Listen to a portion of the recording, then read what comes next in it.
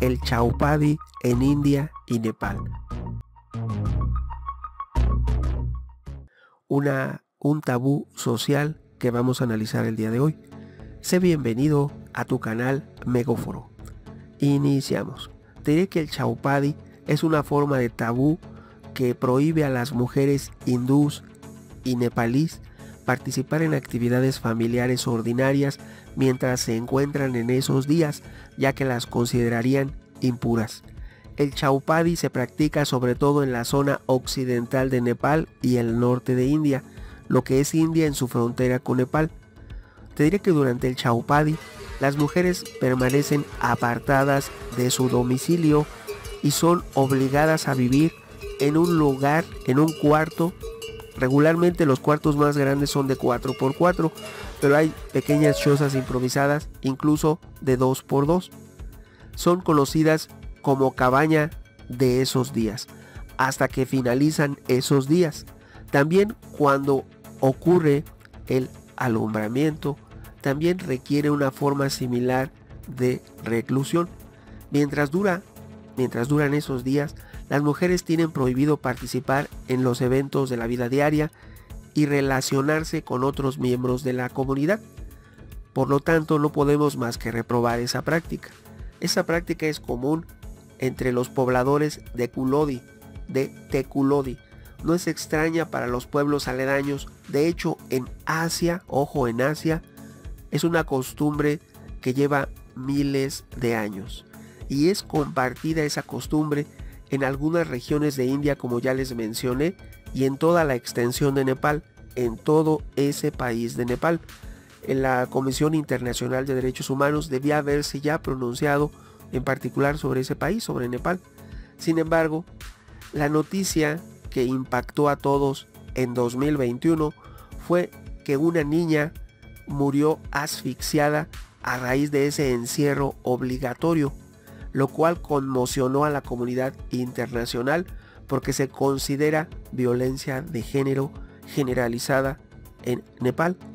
A pesar de que las autoridades locales investigaron ese caso de Chaupadi a fondo, esta no es la primera vez. Les comento que ya tiene cientos de años esa costumbre, que una mujer fallece cuando se encuentra en total aislamiento obligatorio por encontrarse en sus días.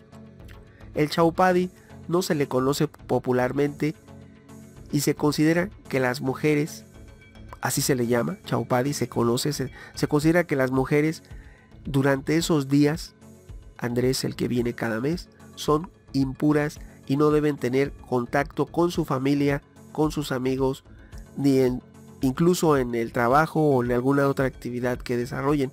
Esos días deben estar en esos cuartos de reclusión, lo cual lógicamente no es adecuado, no debe ser. Y el estar en esos días es una justificación suficiente para despojarlas de la compañía de los demás y considerarlas intocables hasta que terminan esos días. Desde 2005, aclaramos, desde 2005, el Chaupadi es ilegal en Nepal. Sin embargo, una cosa es lo que se dice y otra cosa es lo que se hace. Quizás en la ley diga que es ilegal, pero la policía, las autoridades y las personas no observan, no aplican esa ley, no respetan esa ley. Podrá haber sido elevado a la categoría de ley desde 2005 para quedar bien a nivel internacional, como una propaganda política, simple y sencillamente como un justificante. Pero en la realidad, en el día a día de las personas, en sus hogares, es algo que no se respeta. Se sigue aplicando como desde hace cientos de años. Esas tradiciones han echado raíces milenarias en el imaginario colectivo de las personas. Por lo tanto, le dan un sentido de identidad común. Es un tabú compartido por esas comunidades. Por esa razón, por ser compartido en el inconsciente colectivo de esas comunidades, esa costumbre es difícil de desarraigar. Está tan metida en las personas que es prácticamente imposible que con tan solo promulgar una ley cambie siquiera un poco esta situación, lo cual no ha ocurrido. no ha cambiado ni un poco desde hace aproximadamente 16 años, de 2005 a 2021. Por lo tanto, esa costumbre misógina sigue funcionando en los pueblos más recónditos del país, particularmente, como les mencioné, en todo el país de Nepal y en la franja norte de la India, lo que es toda la frontera con Nepal. Incluso se describe la costumbre como de hindú. ¿Por qué? Porque esa casa de reclusión para esos días de la mujer ha existido durante generaciones en nuestra tribu. Dice la anciana más venerable de esa tribu, se llama ella Kadala Kanama. En su tribu ella comenta que ha existido durante generaciones y que cuando una mujer está en esos días es intocable hasta que terminan esos días. Ella cree firmemente que permitir que la mujer en ese periodo se quede con la familia es inaceptable, ya que invita al mal. Por lo tanto, podemos considerar que hay mujeres como esta anciana venerable, que son muy respetados en esos países los ancianos, y más la voz de esta mujer, Kadala Kanama. Por lo tanto, debe cambiar la mentalidad de las mismas mujeres que ya pasaron por eso. El hecho de que alguien sufra un trauma no quiere decir que deba reproducirlo. Estamos hablando de familias. Si un papá o una mamá cometió algún error con los hijos, cuando los hijos crecen y son a su vez papás o mamás, no deben cometer los mismos errores. Eso es lo ideal. Para romper el ciclo debe de haber un cambio, y ese cambio debe de iniciar por un rompimiento desde podrían decirse, los tutores familiares. O lógicamente, en este caso, la anciana local vendría siendo ya bisabuela. Entonces debe de romper ese ciclo, iniciando por quien tenga la autoridad o el respeto dentro de la tribu, dentro de la comunidad, dentro de los grupos sociales. Si se promulgó la ley, hay una buena intención, pero de buenas intenciones está pavimentado el camino al infierno. Por lo tanto, la buena intención no basta y no es suficiente. Debe aplicarse una política pública dirigida desde el gobierno para cambiar esa mentalidad y romper esos ciclos de maltrato. A pesar de que las cabañas para los días de la mujer ya no están permitidas en territorio nepalí, los pobladores de diversas tribus originarias lo que hacen es que construyen cabañas en la frontera. Entonces llevan a sus mujeres a la frontera, a sus hijas, esposas, a las mujeres que conocen que están en esos días, y entonces ahí la ley no se puede aplicar porque ya están en la frontera con otro país.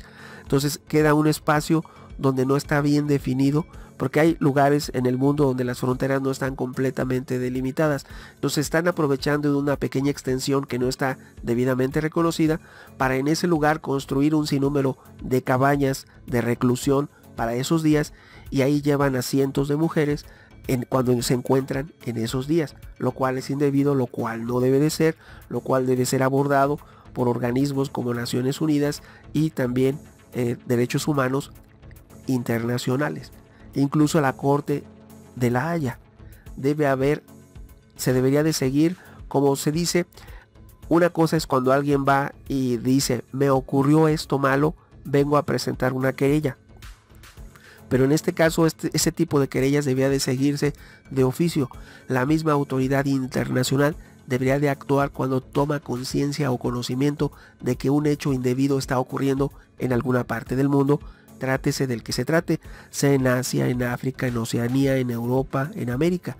Donde ocurra un acto indebido, el derecho internacional debería de actuar de oficio, no necesariamente que alguien vaya e interponga una querella.